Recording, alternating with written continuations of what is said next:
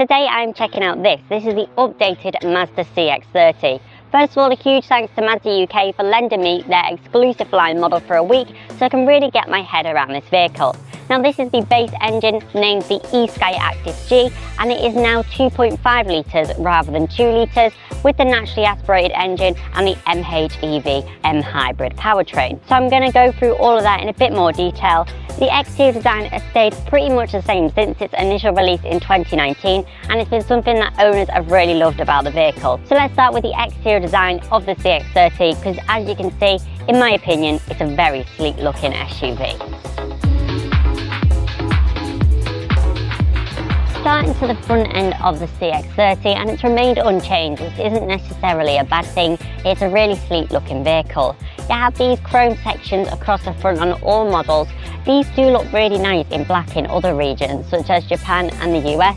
That just has a bit more of a sporty look blending in with the black grille, and some owners have changed those to black. So all CX-30s do come with auto leveling LED headlights, but if you do want this nice LED daytime running light signature, you do have to go for this exclusive line or the top of the range Takumi. These are also adaptive driving beam headlights as well, so they're more clever lighting technology, the actual headlights, but you get LEDs as standard. These side sections though on the lower models are just a halogen, so they're kind of a yellowy orange, and they don't look half as good as these, which look really smart. There's lots of plastic cladding which continues onto the side of the vehicle. The side of the CX-30, the sleek design continues. You've got rear tinted windows on Homura spec and above, which definitely adds something to the vehicle. Sleek lines all look really great. This cladding is quite chunky. It's one of the biggest on any car I've seen. It's not to everyone's taste. It's quite loud. Maybe a bit thinner to tone it down would look better, but it definitely has that chunky, rugged look, which is what Mazda were definitely going for. You've also got the S design on the front door, which is hard to see in certain lights, which looks quite cool. It's just been really beautifully crafted.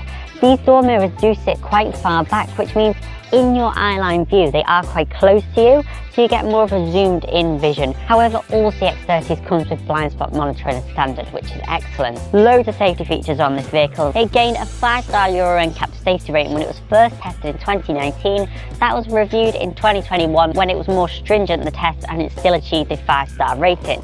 Also got 5 stars from JNCAP, who are Japanese NCAP, and also probably the most impressive is this has been awarded a Top Safety Pick Plus award for 2025 by IIHS, who are the American testers of car safety. They also test every single aspect of the vehicle, such as small overlap, front overlap, whiplash, etc., and all the safety assistance systems, and it received green good in every single sector. Hence it's at the top of their pick for 2025. This is a car that came out in 2019 and is still absolutely smashing it and beating many rivals that have come out in recent years. So it's really good and one of the safest compact SUVs on the market by far. To the rear of the CX-30 you have the round tail lights as well, with this round section with the lovely indicator as well, which just kind of pulses. It looks really natural and it's very clear the direction, which is great. You've got these nice haunches as well along the back, and a bit more of a thinner section here than you do in the Mazda 3, on which the CX-30 is based on, so you have less of a blind spot at the back of the car. Also, you've got the black cladding all around the back bumper. You've also got the twin exhausts, which look really nice and something we don't see on many cars. You can also have these as sports exhaust on the eSky Active X model. The 2 litre is currently not available, the sport exhaust system, on the 2.5 model. As for your exterior colours on the CX-30, you get a choice of 10 paintwork options regardless of the trim, so that's excellent. As standard, you get solid Arctic white, which does look good. However, it does mean it's quite a contrast between the black cladding and the white, so it's not to everyone's taste. Going up to metallic paintwork options, they start at £600 and you've got plenty to choose from. You've got a few white colours as well. So you've got the snowflake white, which is quite a bright white metallic-y pearl colour. They've also got ceramic white, which is slightly different again. My favourite definitely is the platinum quartz. I really like how that looks. It's got a really silky, lovely sort of gold hint to it. That looks excellent. You've also got a slightly darker colour, the zircon sand. I actually saw that on the MX-5. You can click up there to watch my full review on the latest MX-5. I quite like that colour for something a bit different.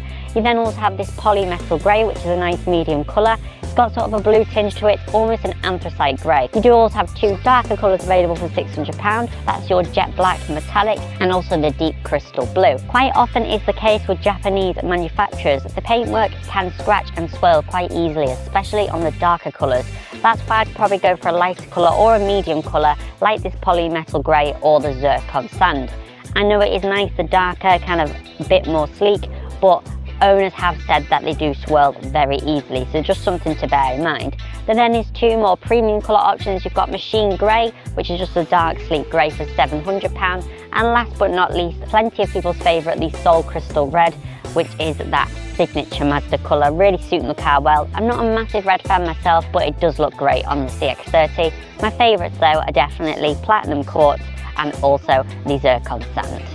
Moving on to wheels available on the CX-30. Starting with the Prime line, you get these 16-inch grey alloy wheels which offer a really chunky sidewall, which is really great for your comfort. They don't look too small that you might expect on the vehicle, and they are nice having that darker colour with the cladding as well, all blending in quite nicely. They're on the base model Prime line and also on the Centerline model. Going up to the Homura spec, you get these 18-inch metallic black alloy wheels which do look nice and have that sportier look. Normally I'm not a huge fan of black alloys, but I think on this vehicle they really do suit it. Going up to exclusive line, you get these 18-inch silver alloy wheels, as Mazda call them. They are kind of more of a light grey and they are metallic, so quite nice and not just a plain wheel. If you do go for the higher output 2-litre e-Skyactiv X engine, you get these wheels but in a brighter, shinier chrome, which do look quite nice. They've got that wow factor to them. And last but not least, going up to Takumi models, you get the same 18-inch wheels as on this 2.5, and then again on the 2-litre, you get the brighter chrome wheels. So really nice wheel options. It would have been quite nice to see a two-tone diamond cut look like we got on the MX-30. I think that would really suit the car well. And also a 17-inch would be quite nice, sitting in between the 16 and 18 inches. You can opt for alloys as accessories as well. You can speak to your Mazda dealer more about that, and they're all quite reasonable value for money too.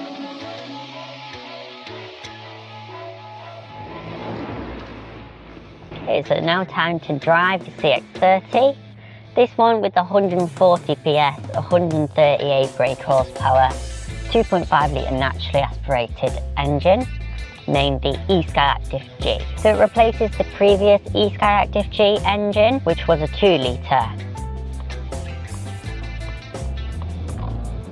That means on this manual model, the 0 to 62 time has gone down to 9.7 seconds from 10.6 seconds on the previous standard engine, and a peak torque figure of 238 Newton meters at 3,300 RPM instead of 213 Newton meters at 4,000 RPM on the previous 2-litre version. So that's really good. Let's have a look under the bonnet of the CX-30. So unfortunately, it's not on a hydraulic, it's just on a normal strut. So under the bonnet, you'll find this is the normal engine, the e-Skyactiv G. It used to be a 2-litre, but now it's a 2.5-litre. You can go up to the e-Skyactiv X engine, which stays the same as it was previously. The 2-litre naturally aspirated engine with 186 PS, 183 brake horsepower. That gets you from 0 to 62 in 8.3 seconds. The main benefit from the e-Skyactiv X is when you get to higher revs, it gives you more power. This at low revs compared to the other engine, they're very similar. If you do want all-wheel drive, that is also an option. You do have to go for the top of the range Takumi spec to do so though, and that's with the e-Skyactiv X rather than this e-Skyactiv G model. You can have a 6-speed manual as standard across the range, and you can also opt for an automatic. 6-speed auto is just a traditional automatic, but the manual is actually quite nice. It's very engaging and very smooth, so it's definitely what I'd go for on the vehicle. They've all got the mild hybrid M hybrid system from Mazda as well, which helps the systems such as air conditioning, things like that. And it's also a great help in the stop-start system, allowing the car to do so more often than a car without this system. It's not turbocharged, so you have to push it to get that power out of it. But if you just want to drive it leisurely, you can do so and it's perfectly happy. If you want to have a bit more fun or need to overtake, you can drop it down into a really low gear and get that peak torque when you need it. So now I'll show you the acceleration. Now I'm in 3rd gear, 32 miles an hour.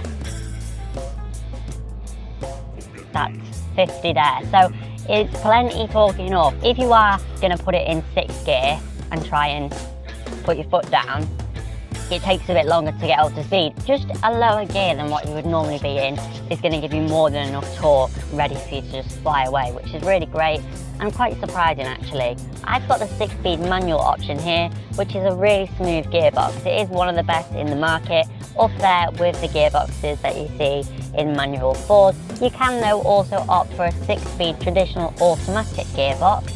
It's around £1,500 premium on any model that you go for. And that will also suit the linear power delivery that you get from a naturally aspirated engine, rather than a dual clutch gearbox which you'd see in most turbocharged vehicles. So you won't have that jump of power. However, if you do drop it into a lower gear and floor it, you do feel a much higher surge of power above 3,000 RPM, which is really nice. Of course, the benefit of the bigger engines means that at higher speeds the revs can be kept low and just tick over the engine. Also, with the cylinder deactivation technology, that further helps. And it'll tell you here what's going on basically with the power flow. You don't need to see that all the time because you can't do much about that, but it's interesting just for your benefit so you can see what's going on. So that means all cylinders are firing and I'm accelerating. That means I'm not accelerating at the moment. So now that means it's firing on 2 cylinders, so again using less fuel. And essentially the 2.5 litre engine gets less strain than a smaller engine would, especially for motorway cruising or whatnot. A 1 litre engine can be revving really hard, whereas this keeps the revs very low indeed. No turbo as well, so it's going to prove to be more reliable. This engine has been available in the CX-30 overseas for a while, and it's been available in the CX-5. But Mazda's gone to the basics with it while still having this mild hybrid technology to aid efficiency, which is nice, but it doesn't drive any different really to a normal petrol car, apart from its auto stop start happens more often. If you want it to, you can turn that off, and it fires up into action faster, so that's good. Also, what this helps with is if you've got your aircon blowing on a hot day or whatever, that can use some energy, so mean you won't be as fast and it's obviously going to use some fuel, whereas it runs off the hybrid system, so you're going to be a bit more efficient. The general regen when you come off the accelerator is not as strong as on a Ford mild hybrid system, so like what you'd find in the Pumas and the Focus, but it is recouping that energy. It's more of an auxiliary system to help with your air conditioning. It also helps start the vehicle with the intelligent starter generator. That means when you put your foot on the clutch, once the vehicle has stopped, it'll start up in 0.4 seconds. So very seamless in town and city driving situations, with it stopping automatically and then starting like that. We're on the 18-inch wheels on this exclusive line model, which can be quite firm over some certain potholes, etc. It does jump a little bit. If you do like the smoother drive, you'll probably prefer the 16-inch wheels that you get on the lower down models. Mazda have also done a bit of work to reduce the noise, vibration and harshness on the CX-30. I've not driven the vehicle before these changes have been made. To be honest, it is quite refined and smooth on the road. This will be further better with the 16-inch alloys that you get on the Prime line and Centerline vehicles. It corners really well and doesn't roll too much in the body either, so that's really nice. These pillars do give a bit of a blind spot, but they're not too bad. There's definitely worse.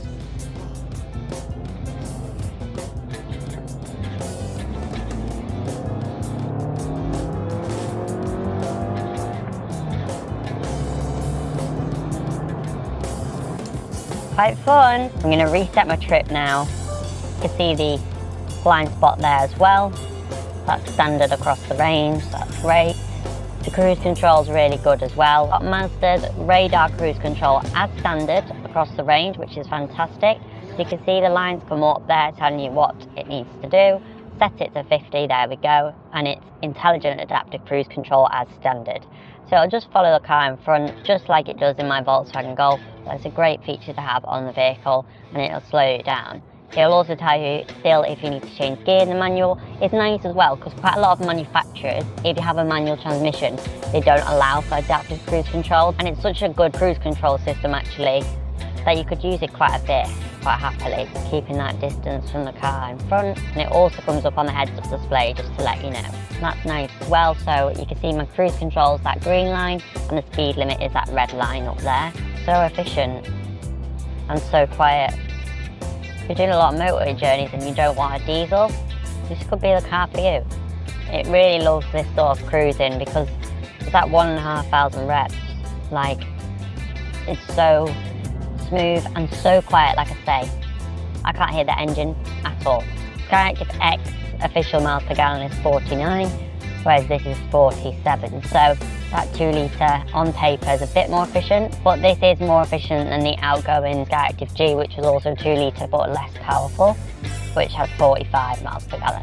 From a cold start, the engine can sound quite loud when you start it up. However, when the engine is actually ticking over or when you start it after you've recently started it, it's extremely quiet.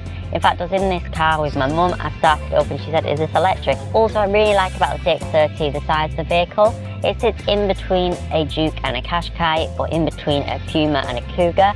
So it's that sweet spot for many people. That's what's quite nice about the CX-30, is that it's completely different to drive compared to any other car on the road, apart from the Mazda 3, of course.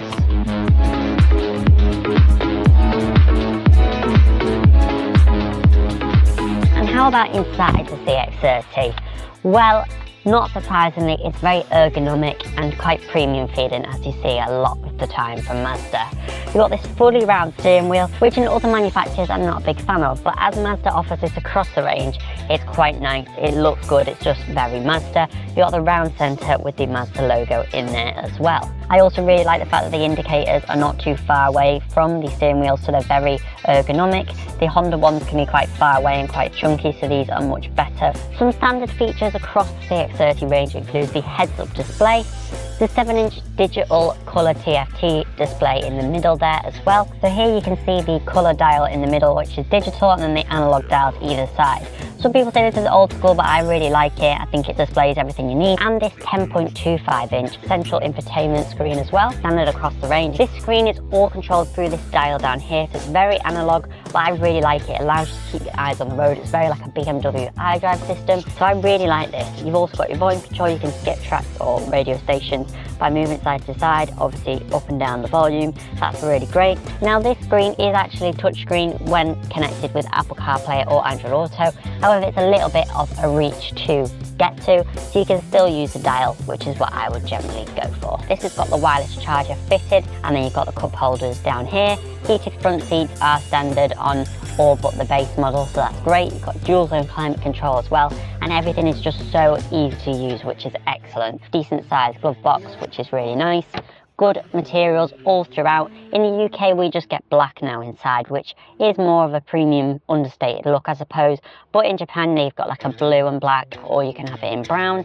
And they used to have the lighter interior as well, but it's just black now, which is the most practical. Mazda call this the premium fabric. I don't know if I'd describe it as premium, but it's definitely hard wearing feeling and definitely better than what we've seen 10 years ago from the brand. On Homura, which is your sportier model, you've got red stitching on the seats as well, rather than this light grey. So just something for a little bit more of a sporty edge, which is quite nice. These cloth seats are very comfortable, extremely ergonomic, which is great, including the tilt function of the base.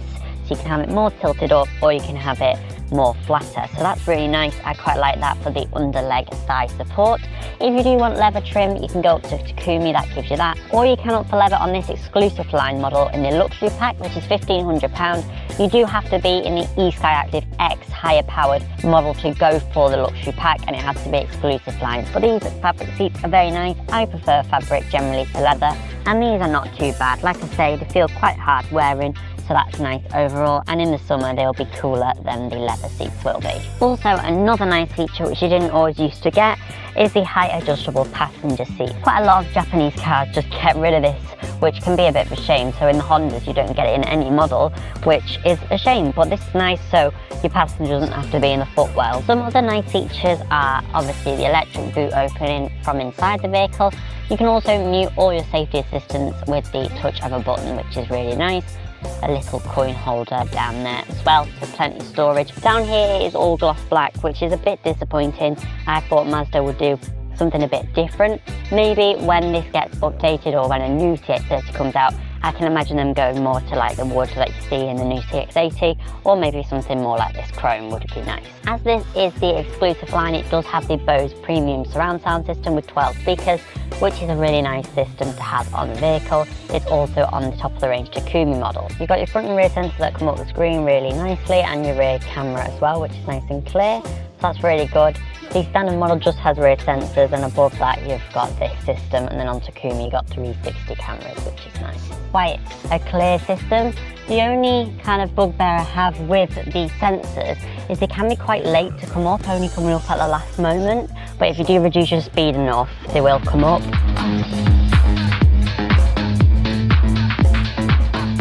Okay, and how about boot space and practicality on the CX-30? The electric tailgate is definitely a nice feature on Humora spec and above as standard, and it's not something you see a lot in the small SUV market. And in the boot itself, you'll find 430 litres on most models, which is about average for this size of vehicle.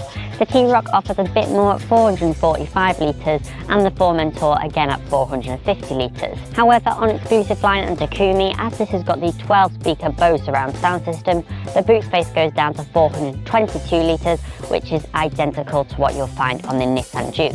It's much bigger, however, than the 315 litres you'll find on a Subaru Crosstrek. Under here, you can see you've got your subwoofer for the Bose sound system and a tyre inflation kit in there, but you've still got plenty of space under there.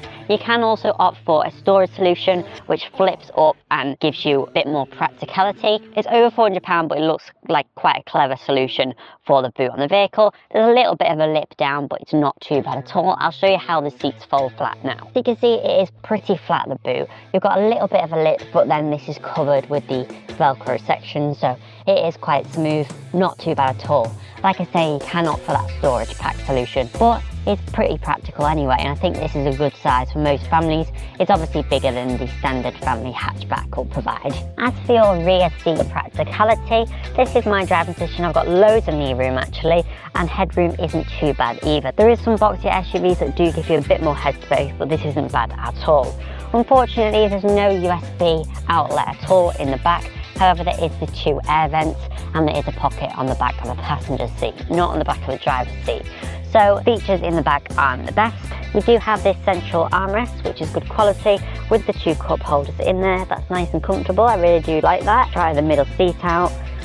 Okay, there is quite a big hump here, and the back is a little firm. It's not too bad. Your ISOFIX points are unfortunately the removable ones like that, so you might lose those, but other than that, it's not too bad in here. Even with the rear tinted windows, it's nice and bright in here thanks to light headlining, which is really nice to have in the vehicle. It does feel nice and airy in here, not claustrophobic at all. These seats aren't too bulky, it's not too bad in the back. The seats are nice and comfortable. Just be nice to have somewhere to charge your phone in the rear. I do really like as well that Mazda have implemented the push to open fuel flap rather than having a lever you need to pull inside. Then obviously when you fuel it, you can pop the cap in there and it will hold for you. It's just normal petrol it takes, so it doesn't need the premium stuff. Although I am clearly quite taken by the CX-30, there is a few things that I don't like about the vehicle, such as the handles, which are very snappy when you let go of them. But I have learned how to deal with this. You just hold it, and then if you just do that, it doesn't snap back, but it can be a bit annoying. The back doors do the same as well, and the door slam does sound a bit cheap on the back doors, but that's a little minor thing.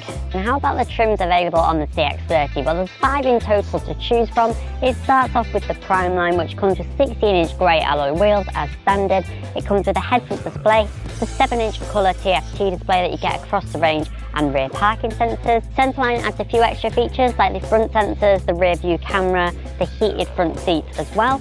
Going up to Humora, you get a sportier look. It's not too much extra as well to go up to Humora. It's about £500. You get the 18-inch gloss black alloy wheels, you get the power tailgate as well, and you get the black seats with the red stitching. Going up to an exclusive line like this, it brings the 18-inch silver alloy wheels. It also brings a 12-speaker Bose surround sound system, which is a really nice feature to have. This is definitely my favourite trim, I'd say, because it's got everything you need on it, including the Bose system, so it has a bit of a premium feel to it. And then at your high end, you've got Takumi, the top of the range, which has got full leather inside. Instead of a rear camera, you've got a 360-degree camera as well as front and rear sensors. So that's the top of the range model on the vehicle. Also, Takumi allows you to go for an all-wheel drive version of the vehicle as well.